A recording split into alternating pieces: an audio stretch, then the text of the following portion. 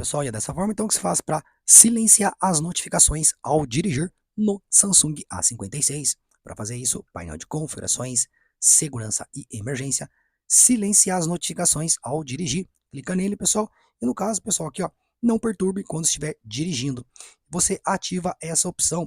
E como que funciona, pessoal? Quando usar esse modo, ao dirigir, ele ajuda a minimizar distrações, silenciando as notificações, ligações e mensagens de texto quando o movimento do carro é detectado, tá ok? Esse recurso ele usa o movimento e as conexões Bluetooth justamente para descobrir quando você está em um veículo em movimento. Então, se você quer essa opção, pessoal, é só marcar ela aqui e pronto. Quando você entrar no veículo, todas aí as suas distrações, no caso como notificações, ligações aí, serão silenciadas, tá ok?